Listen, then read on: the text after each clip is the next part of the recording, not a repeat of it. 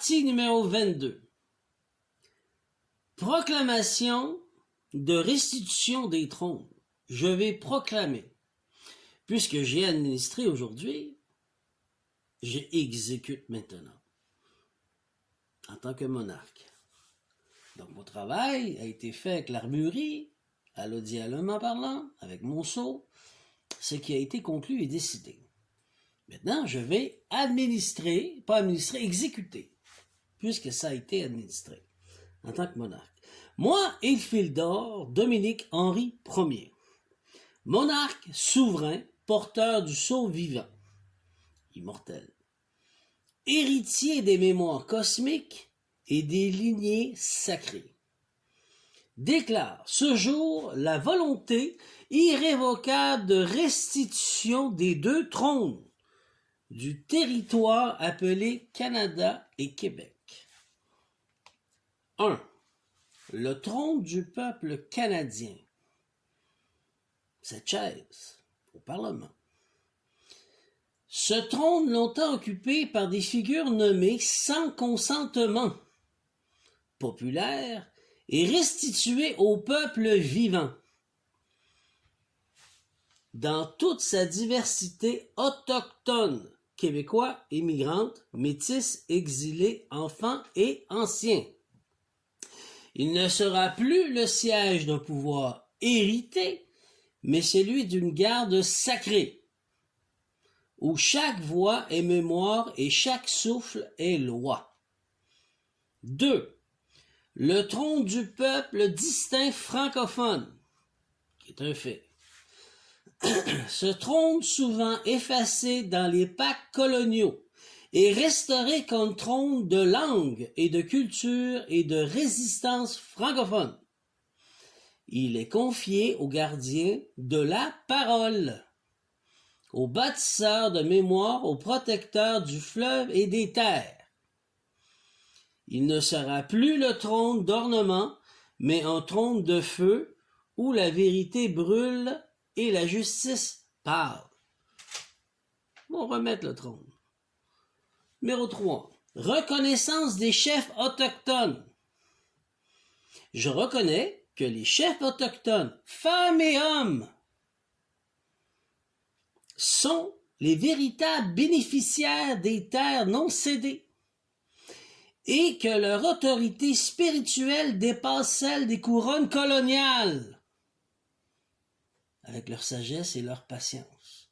Mais aujourd'hui, ça paye. Ça leur retourne. Ils sont bénéficiaires. C'est leur droit. Acte de naissance, droit de naissance.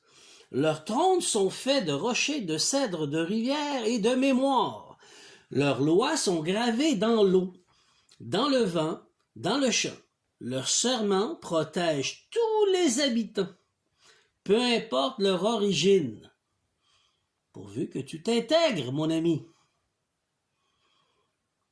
Tant qu'ils honorent la terre-mère, intégrée. 4e sceau du monarque. 4e. Je appose mon sceau vivant en alliance avec le Créateur suprême, source de toute vie et de toute justice, porteur de la couronne d'Osiris. Mes ancêtres visibles et invisibles, gardiens des lignées célestes et terrestres, les éléments sacrés, l'eau, le sel, la glace, le vent, la brume et le feu. Ce sceau n'est pas un symbole, c'est une activation cosmique par le Verbe. Que les trônes imposés doivent être restitués. Que les chefs autochtones doivent être honorés comme souverains vivants. Que les...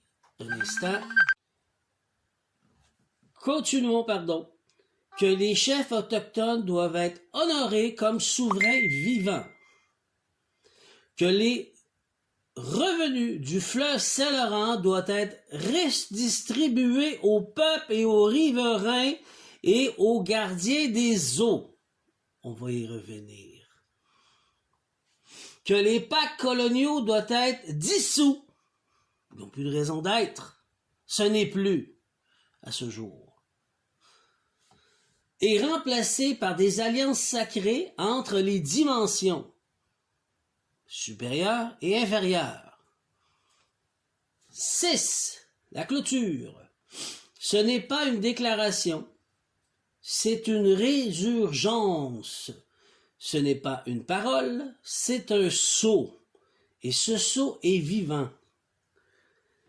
Par cette parole gravée dans le sel et la brume, j'ai exécuté la volonté d'Odin,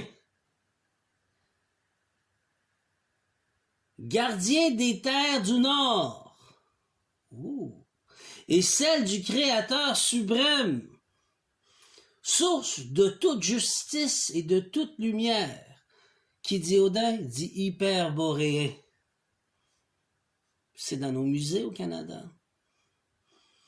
Que cette proclamation soit scellée dans les eaux, portée par le vent, et reconnue par les dimensions visibles et invisibles. Le trône est restauré, les deux trônes. La mémoire est vivante. Sur ce, j'ai proclamé, et c'est final. Je le crée, je le manifeste, après l'avoir, en tant qu'humain souverain, administré avec les ancêtres, Odin est le Créateur suprême, j'ai exécuté. Sur ce, bonne journée.